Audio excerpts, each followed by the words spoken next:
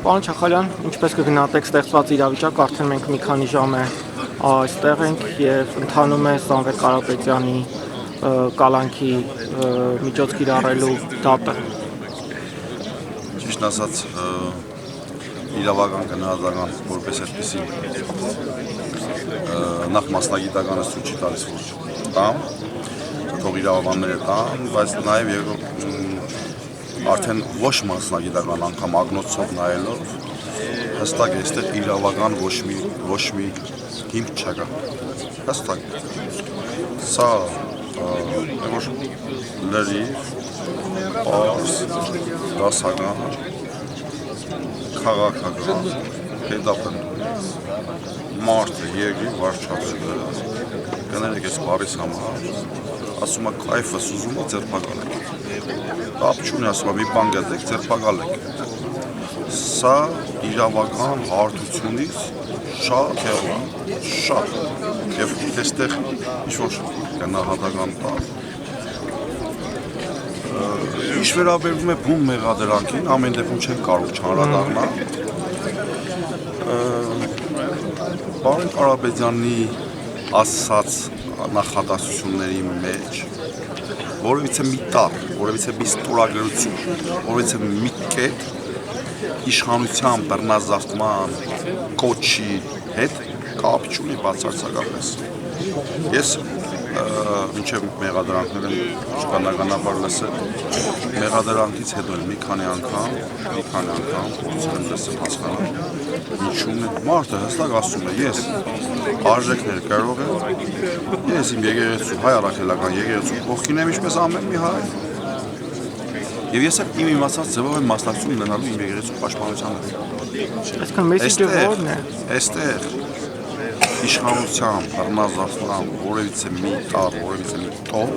բացարձակապես չկա։ Եթե Նիկոլ Փաշինյանը եկեղեցու կողքը կանգնելը ինքը հասկանում է դա իշխանության բռնազավթում, դա արդեն իր առողջական խնդիրները բառից ունի մասնով։ Այսինքն գլխավոր մեսիջը ո՞րն է, ով որ պաշտպանի եկեղեցուն քաղաքական հետապնդումների է ենթարկվելու։ Սա է փորձում Նիկոլ Փաշինյանը ցույց տալ։ Տեսեք, հստակ հակաեկեղեցական նոր ալիք է սկսվել և պետք է սա շեշտենք, որ շատ ավելի ուժեղ, քան թե նախորդներն են եղել։ Եթե նախորդ ալիքներում Նիկոլ Փաշինյանը թաքնված է աջակցել հակաեկեղեցական շարժումների, այսօր ինքն է դրոշակակիրը, ինքն է դրոշը վերցրել իր ձեռքը հակաեկեղեցական, ինքն է առաջնորդում, այսպես ասած, և այս պարագայում սա պետք է նաև դիտենք այս տեսանկյունից, ինքը ես չեմ բացառում, որ օրինակ այդ նույն ստատուսները իրա այստեղ չեն գրվում, ինքը չի գրում, գրում են այլ երկրում, կոնկրետ Ադրբեջանում, այսպես ասել, ես չեմ բացառում, և չեմ բացառում, որ ինքը պարտավորություններ ունի ադրբեջանական իշխանությունների առջև և պետք է իրականացնի, և այդ պարտավորության մեջ մտնում է հայ առաքելական եկեղեցու որպես Արցախ վերադառնալու պահանջատեր, սա ես շեշտել, միակ պահանջատեր ես որ մեր իրականության մեջ, ուժի դեմ պայքար ու ջարդում։ Ես այսպես ասեմ, ես մի քիչ շեղում եմ հարցից, օրինակ ես շատ եմ մտածում նույն Իլհամ Ալիևի տեղը։ Գիտեք, երբ որ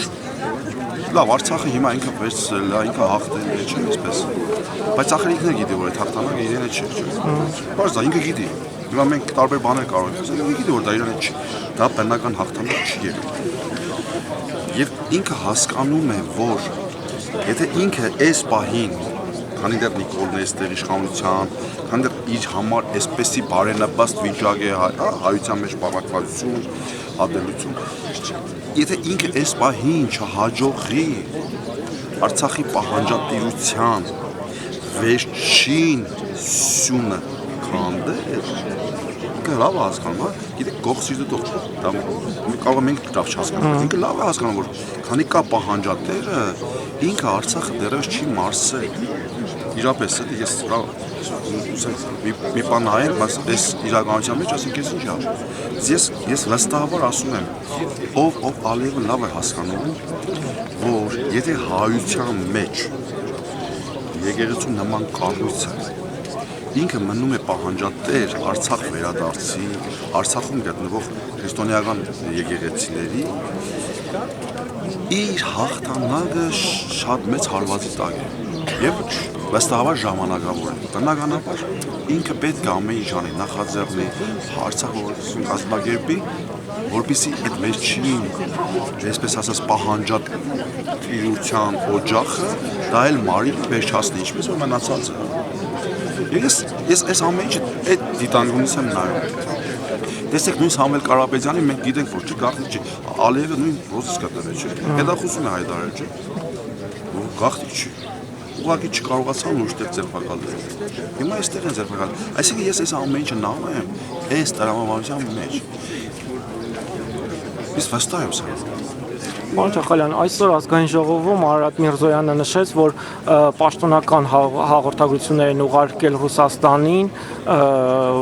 կոչ անելով չխառնվել ներքին գործերին, նրանք ըստ էության վրդովված են, որ Ռուսաստանի քաղաքացի Սամվել Կարապետյանի համար հայտարարություններ են հնչում Ռուսաստանից։ Ինչ կասեք այս մասին, երբ որ մեր իշխանությունը իր քաղաքացիների, Ադրբեջանում գերության մեջ գտնվող չի պաշտպանում, ձայն չի հանում եւ իրենք է փաստորեն մի բան զարմանում որ Ռուսաստանը իր քաղաքացուն է պաշտպանում։ Տեսեք, ուրեմն նույն տրամաբանության ես նախորդ հարցի պատասխանը չավարտեցի։ Այս շղթայում եկեղեցության պաշտպանություն Սամվել Կարապետյանը ամեն դեպքում առանցքային դերակատարություն ունի։ Եվ որպես բարերար, եւ որպես ազդեցիկ հայ աշխարհում, եւ որպես կառուցության տեր հայ, այսինքն երբ որ Սամվել Կարապետյանը հայտարարեց, որ եկեղեցին պաշտպանելու է, մասնակցելու է եկեղեցու պաշտպանությանը, դա բնականաբար այնտեղ միջոցներ հնարավորություն ունի պաշտպանել, այսինքն սա էլ մեկնաբան է, ուզում սա ասեմ, ընդգծեմ, օրինակ, չէ, ես ուզում եմ նշում, ասեք, իմ մասնակցությունը կունենա իմ իմացած ձևերով, որտեղից այսպես է ասել, օրինակ, իմ իմացած ձևի մեջ շատ կարող է լինի նստացույց պայմանական եմ ասում, նստացույց է կամ ծոմ պահելը եկեղեցու համար, եւ այստեղ նույն իշխանության այս մեկնաբանությունը դա անհետեթություն է, լուրջ չէ, իրավական տեսանկյունից։ Հիմա Արարատ Միրզոյանի նախ Ռուսաստանը ինքն է որոշում, թե իր քաղաքացիների ինչպես ինքը պաշտպանում։ Առավել ևս, որ Սամվել Կարապետյանի պարագայում հստակ է իրավական տերորը։ Ակնառու է, այսինքն մարդը եկել է եկեղեցում հայտարարություն անելուց դրանից հետո հետապնդման ալիք է սկսվել։ Չեն է թաքցրել ախր այս իշխանությունները, հասկանում եք։ Չեն է թաքցրել, կարիք էլ չեն զգացել թաքցնելու։ Ասենք ես էլի զուգահեռ չհասկացնեմ ամեն անգամ Վրաստանի հետ, բայց Սահակաշվիլին գոնե մի 15 օր նախապատրաստական աշխատանք էր տանում։ Եթե մեկի վրա գժվում էր, դա այսպես մի 15 օր գոնե հանձնարարում էր տարբեր քննչական խմբեր էր ձևավորում, տարբեր բզբզում էր սուտ վկայություն տվողներ էր բերում, այսպես ասած, ամեն դեպքում մի քիչ աշխատանք էր տանում։ Այս մարդը չի հաղթնում, ասում է, ես հիմա իմ նորից այդ բառը օգտագործում, հիմա կայֆս սեղմել է, բռնեք, բերեք։ Ու մենք տեսանք նույն ԱԱԾ-պետը աշխից դուրս չէր, բայց ամեն դեպքում տեսանք, որ երբ որ հրաժարվեց սա էլ եմ ուզում ընդգծեմ, դուք պատկերացրեք, եթե ԱԱԾ-պետը 3 համաձայնվեր, ես չեմ բացառում, որ շատ մեծ արում կարող էր թափվել։ Այնտեղ հազարավոր կողմնակիցներ են հավաքված, ես ինձ էլ այնտեղ էի, հազարավոր, ոչ 1000, ոչ 2000, հազարավոր, եւ բոլորն էլ վճռական, ասենք մարդիկ սիրում են, հարգում են, հավելան, եւ այնտեղ ասենք թե ԱԱՏ-ը սպեսնազը մտցնել զենքերով դուրս բերել, իրը բախումների էր գնալ եւ Աբազյանը նաեւ ես կարծում եմ այդ տեսանկյունից է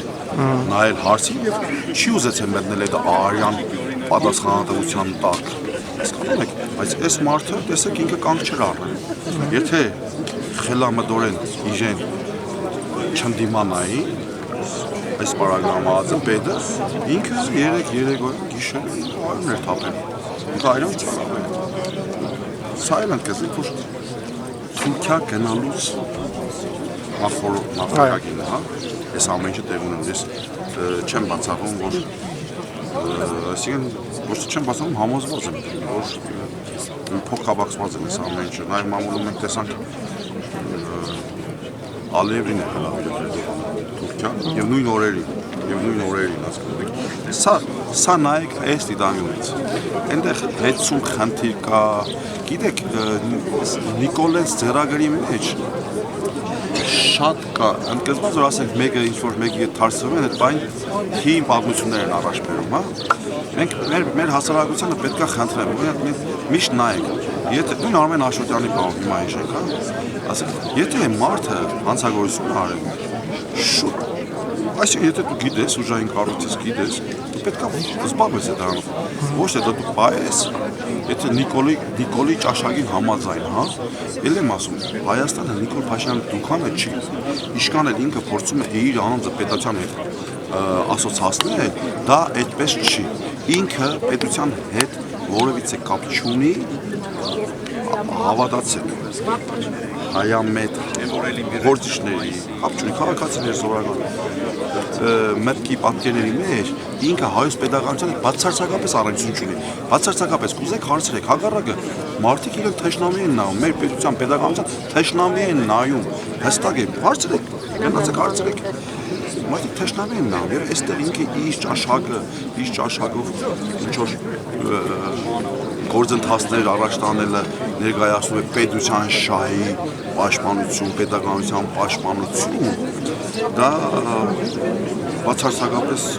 իրականության հետ առես չունի։ Պարոն Չախալյան, դիմակայության ինչպիսի գործիքակազմ է դեռ մնացել, որովհետև խորհրդանական ընդդիմությունը այս պահին մեկն առաջարկում է impeachment, օր առաջ մյուսը ասում է 26 թվականի ընտրություններ, որովհետև այս պահին ավելի ռեալ գործողություն հնարավոր չէ։ Դուք ինչպես եք տեսնում։ Գիտեք, ես այսպես ասեմ, ռեալ գործողություն միշտ հնարավոր է։ Այստեղ արդեն ռեսուրսների հարց խնդիր կա։ Մենք միշտ տեսեք ասում ենք մարդիկ հավաքվում են, մարդիկ չեն հավաքվում։ Ես օրինակ այսպես ասեմ, հենց այս պահին այստեղ կարող էր 10-15 հազար հոգի ավել մարդներ գյուղերից։ Ես վստահ եմ, որ շատ մարդիկ կուզենային այստեղ, բայց հնարավորություն չունեն։ Այսինքն պրոցեսը որ հնարավոր չի, ես համաձայն չեմ դրա հետ։ Միշտ հնարավոր է։ Միշտ առավել եւս որ սա մենք շեշտել ենք, ասել ենք եւ դա այդպես է Նիկոլ Փաշինյանի հեղինակությունը այսօր բլինդուսից ցածր է։ Նաեւ մենք այս իրողության մեջ դիտարկենք իր հարցակումները եւ եկեղեցու վրա եւ ասենք հայ գործարանների վրա, հա նաեւ այս գործում է իս չեղած տեղը այս զերոն դարձնել մեկ էլի։ Բայց այնպես չի որ ես impeachment-ի պրոցեսը, չասեմ կողմնակից կամ կողմնակից չէ։ Այո, impeachment հնարավոր է, բայց գիտեք երբ որ արդեն մենք փողոցով իշխանություն վերցրած կլինենք, այդ ազգային ժողով ընդամենը հաստատելու միջոց կլինի impeachment-ը։ Այո, հնարավոր է։ Ուրիշ ձև, դա անհնար է։ Այսինքն impeachment-ը հնարավոր է միայն Նիկոլին իշխանազրկելուց հետո։ Փողոցով, ուժով, ժողովրդի ուժով, հասկանում եք, չէ՞։ Հիմա նորից ինքը չասի իշխանության բռնազատման, չէ, բռնազատման ցանկություն չունենք, ինքը իշխանությունը չունի որ բռնազատենք։ Մեծ հաշվով։ Ես կարծում եմ հնարավոր է այնտեղ մենք խոսել ենք կա կազմակերպչական հարցեր, կազմակերպչական խնդիրներ։ Ես մի քիչ առաջ էլ օրինակ բերեցի, այնպես չի որ Նիկոլը շատ ուժեղ է։ Նիկոլի ուժը որպես հարմարացա 18 թվի հետ հարաբերված ինքը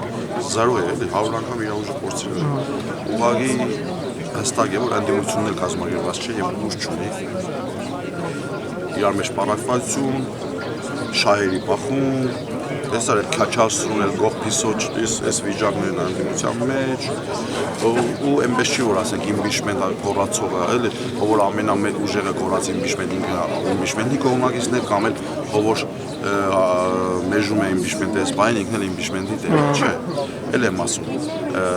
ըստ իրենց քաղաքական նեղ շահերի, նեղ քաղաքական շահերի հա իրենք այս ամենը տանում են, բայց ես որպես լուրջ չեմ վերաբերվում։ Սա ասելով նաև շեշտում եմ, որ ես չեմ բացառում, ես ասեմ ամեն օր է հնարավոր հասնել չասենք իշխանափոխություն։ Սա իշխանափոխություն չի, որպես այդպիսին դասական։ Սա Հայաստանի Հանրապետության ազատագրումն է։ Պետք է բառերը իրերը կոչենք իրենց անուններով։ Հայաստանը բեռնազավթված է ոչ